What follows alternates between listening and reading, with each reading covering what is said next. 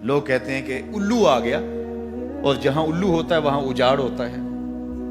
یہ بربادی کی علامت ہے. الو استعارہ بنا لیا بربادی کا. اور یہ ہمارا خود ساختہ ایک تصور ہے کہ جس جگہ پہ الو بولیں، الو بیٹھیں تو وہاں بربادی آ جاتی ہے. عجیب فلسفہ گھڑ لیا. الو کے بولنے سے بربادی کیسے آئے گی؟ اور اندر کا نفس الو بن گیا تو پھر بربادی آئے گی. اس کو دیکھو کہ وہ خراب تو نہیں ہو گیا.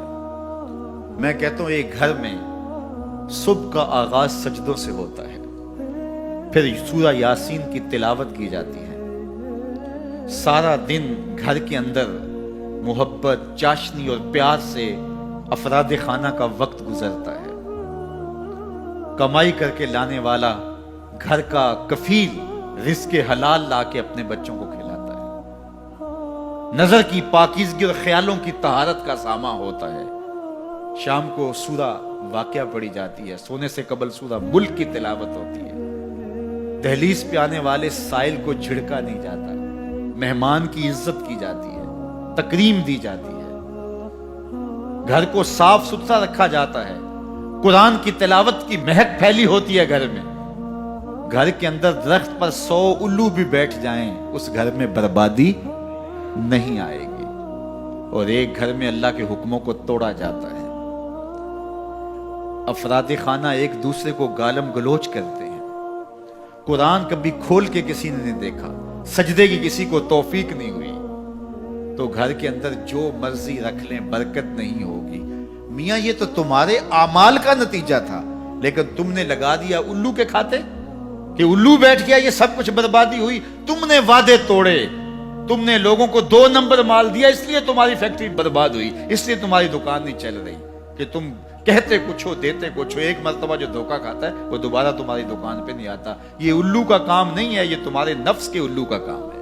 لیکن تم نے الو پہ مڑ کے کسی منحوسہ، یہ فلاں منحوسہ ہماری دکان پہ آئی صبح، آج سارا دن گاہک ہی نہیں آیا. کیا فلسفہ تم نے تراشا؟ تو فرمایا ولا ہامہ، الو بھی کوئی چیز نہیں. ولا سفرا، اور نہ ہی سفر کا مہینہ کوئی چیز ہے کہ آپ سفر کے مہینے کے نام لگا کر کے کسی چیز کا انکار کر دیں. یہ اللہ کی طرف سے ہے جو تمہیں نصیب ہوتا ہے. وَإِن يَمْسَسْكَ اللَّهُ بِضُرٍّ فَلَا كَاشِفَ لَهُ إِلَّا هُوَ. اللہ تعالیٰ تمہیں کوئی نقصان پہنچانا چاہے تو کوئی اس نقصان کو دور نہیں کر سکتا سوائے اللہ کے.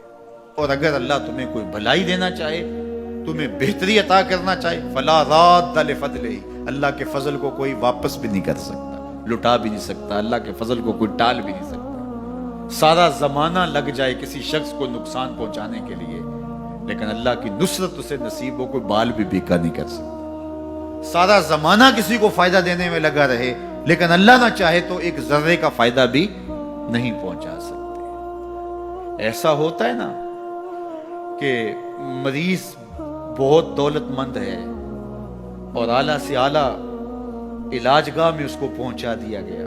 ہر وقت 5-6 ڈاکٹر اوپر کھڑے ہیں، ایک ایک سانس کو کنٹرول کرنے کی کوشش کرتے ہیں. کئی مشینوں کے اندر ایک ایک چیز کا ہر وقت ٹیسٹ ہو رہا ہے، لیکن موت آئی تو سارے ڈاکٹر ایک سانس کی بھیک بھی نہیں دے سکتے. اور دوسرا بیمار پڑا ہے، ہاسپٹل والوں نے بھی جواب دے دیا، اس غریب کو کسی پرواہ نہیں کی ہے، اس کو باہر جھاڑے میں پھینک دیا. میرا مالک شفا دینا چاہے تو اسے عطا کر دے. شفا اللہ کے پاس ہے، موت اللہ کے پاس ہے، زندگی اللہ کے پاس ہے، خیر اللہ کے پاس ہے. وہ جس کو جو چاہے عطا کرے. اپنے عقیدوں کو مضبوط کرو، اللہ پر توکل کرو، اللہ پر بھروسہ کرو. وہ چاہے تو ہوتا ہے، وہ نہ چاہے تو کچھ نہیں ہوتا. اس کے چاہنے سے ہے اور اس کے نہ چاہنے سے نہیں ہے. اس لیے اس کے چاہنے سے خیر ملتی ہے، اس کو خیر چاہے تو خیر ملتی ہے. اور اگر وہ کسی کی خیر نہ چاہے تو سارا زمانہ بھی لگ جائے تو خیر